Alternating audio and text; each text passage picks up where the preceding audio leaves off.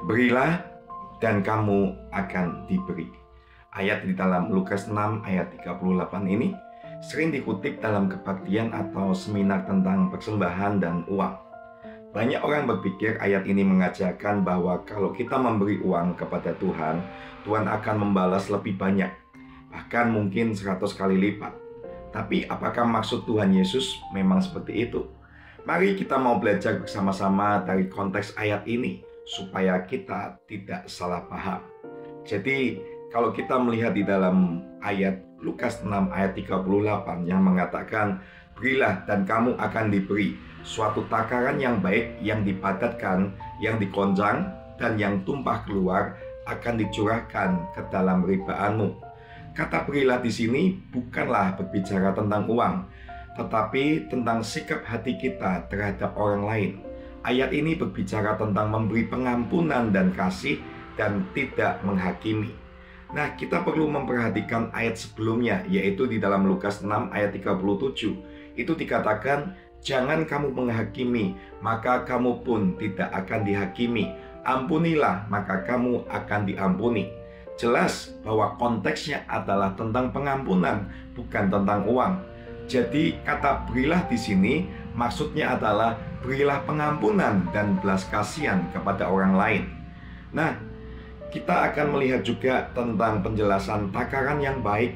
Takaran yang baik dipadatkan, digoncang, tumpah keluar adalah gambaran tentang kemurahan hati. Di zaman Yesus, orang menakar gandum atau beras semakin padat dan penuh takarannya, semakin murah hati orang itu.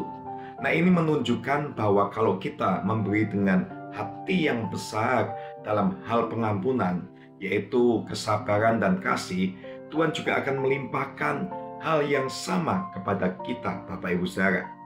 Prinsip ini sama dengan ajaran Tuhan Yesus yang lainnya yang ada di dalam Matius 6 ayat 14-15, yaitu diampuni jika mengampuni. Tuhan mengatakan seperti ini, jika kamu mengampuni kesalahan orang, Bapamu yang di surga akan mengampuni kamu.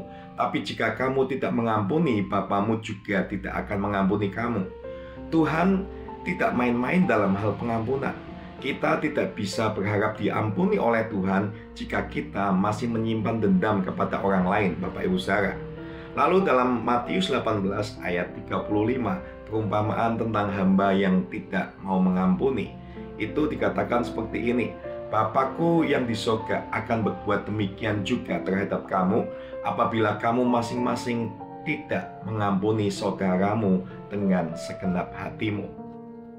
Jadi Tuhan Yesus memberi perumpamaan tentang seorang hamba yang diampuni utangnya yang besar itu oleh tuannya, tapi dia tidak mau mengampuni utang kecil temannya terhadap dirinya. Akhirnya dia dihukum karena hatinya keras dan tidak tahu berterima kasih. Nah, apa aplikasinya dalam kehidupan kita sehari-hari, Bapak Ibu Saudara? Yang pertama, kita tidak boleh cepat untuk menghakimi orang lain. Kita semua pernah jatuh dalam dosa. Hanya kasih karunia Tuhan yang membuat kita bisa berdiri sampai hari ini. Yang kedua, belajarlah mengampuni meskipun itu sakit dan sulit mungkin. Mengampuni bukan berarti melupakan, tetapi melepaskan hak kita untuk membalas. Dan yang ketiga, ukuran kita yang kita pakai kepada orang lain akan dipakai Tuhan kepada kita juga.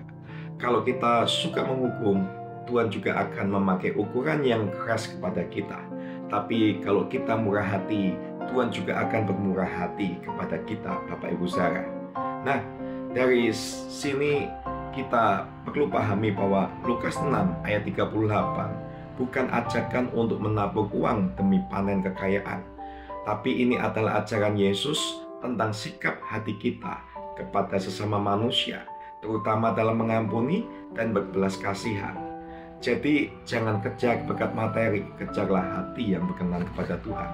Ketika kita mengampuni, Tuhan akan memberkati hidup kita dengan damai, sukacita, dan kasih yang berlimpah, Bapak Ibu Saudara. Mari kita siapkan hati kita untuk berdoa. Tuhan Yesus, kami sering mungkin sulit mengampuni, tapi kami tahu bahwa Engkau memanggil kami untuk mengampuni seperti Engkau juga telah mengampuni kami. Tolonglah kami ya Tuhan, agar kami mempunyai hati yang murah hati, dan tidak suka menghakimi, dan siap memberi kasih serta pengampunan kepada siapapun ya Tuhan.